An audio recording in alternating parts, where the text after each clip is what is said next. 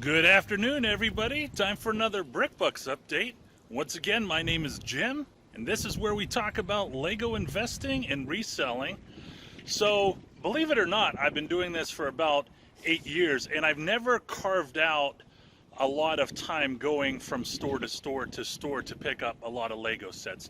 Today's actually the very first day that I'm doing it, and I thought that I would take you along with me. Now, in the last 2 days, I've been to 4 Targets. This is actually going to be the 5th and final one. And we're here to get Olaf. We're here to get as many Olafs as possible.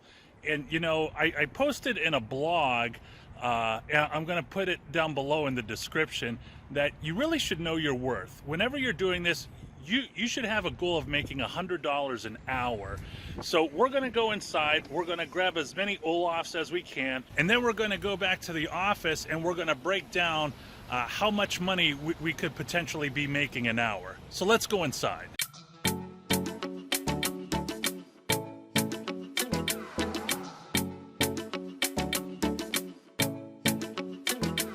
All right, so this Target has 10 Olafs.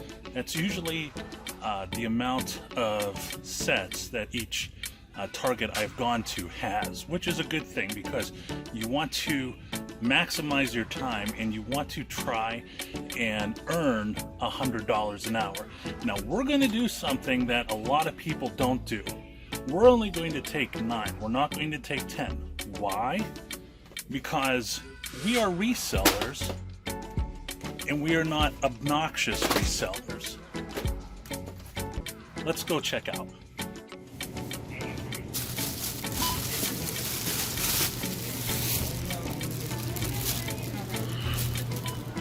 All right, we're back in the office, and when I mean office, I'm talking about my basement that has nothing but my children's toys cluttered everywhere that I need to start listing and putting on a Facebook Marketplace because they've outgrown them.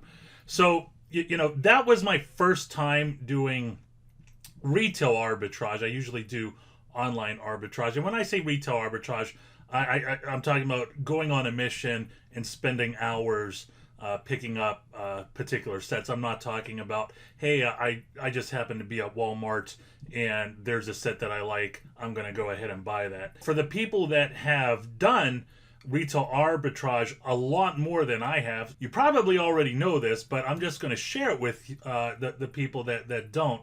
So, you know, I'm using a different city. I'm using the Target locations in Pittsburgh because if I pull it up in my city, it'll say out of stock, and I want this set to be in stock so I could explain what I'm seeing. When it says in stock, I wasn't exactly sure what that meant because there are times where it'll say, you know, there's 4 left, there's 6 left. And so when I saw in stock, I didn't have my hopes up because I thought, you know, in stock means 1.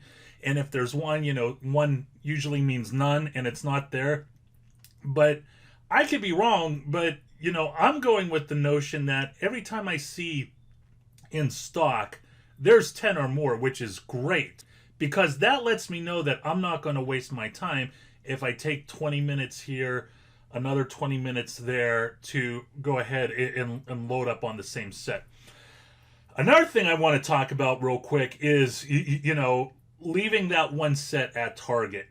You know, I don't know about everybody that's watching this video, but I know personally, I will never be that guy that walks into a Barnes & Noble or a Target and is wrestling with a 4-year-old over the last Hatchimal. I have standards. Everybody here, you know, I'm not judging, but I have standards. And, you know, I look at what I do as a service to the community. Now, whenever I say that to people, some people will laugh in my face, and I have no problem with that. But here's the deal. You know, we're not buying the last Hatchimal on a shelf.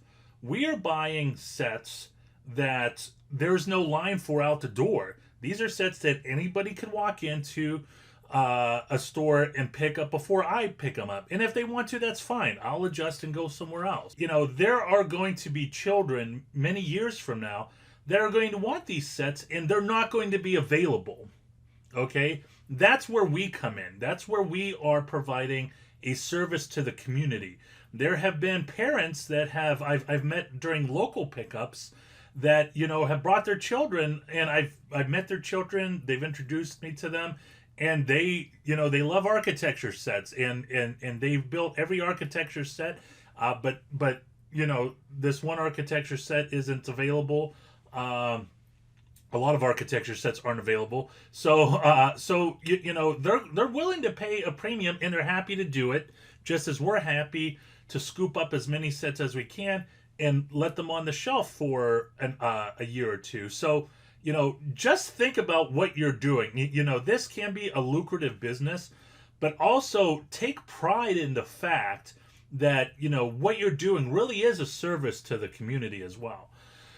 So before we go into what I'm projecting that I'm making an hour, I also want to talk about the gift cards. Now, I did purchase half of my Elmos, half of my Olafs with discounted gift cards.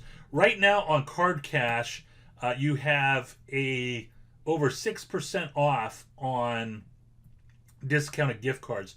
I think that the gift cards I used, they were 8%, maybe 8.5%. So I got a little bit more extra discount too. So when we're talking about stacking, this is a very, very good opportunity because Olaf is tremendously discounted. So that's it for Target and discounting. Just want to go over here, and we're going to talk about how much I made an hour. I'm projecting because I haven't sold these yet. So, and I'm doing eBay too, friends. I haven't forgot about my eBay friends. So, we have the Amazon Olaf set. I'm projecting very conservatively this set should go for just under $35. And during my trip, I counted all the sets I have. I have 51. So my total for selling it should be somewhere ballpark around $1,784. My initial investment, which is right here, is $407.49. So then we're going to take away my fees, and my fees are a little bit higher than most because I talked about I use a third-party fulfillment center. And there are people in the comments that will say, "Man, you realize you're paying extra for that, don't you?" And I do realize that. I promise you, I realize that. But that's where I'm at. I don't plan on using the fulfillment center forever, but I just don't have time in my life right now. My initial cost was $407 and change. When you take out my fees and my initial cost of buying the set, that profit comes to $751.51. Now, how much time did I use up? So I did driving to stores. That was 3 hours. Five stores took me 3 hours, which isn't that bad. Handling and listing, it's probably going to take me less than an hour to handle 51 sets, but I don't want anybody to think that I'm cutting corners or I'm just trying to get over $100 an hour for the sake of it.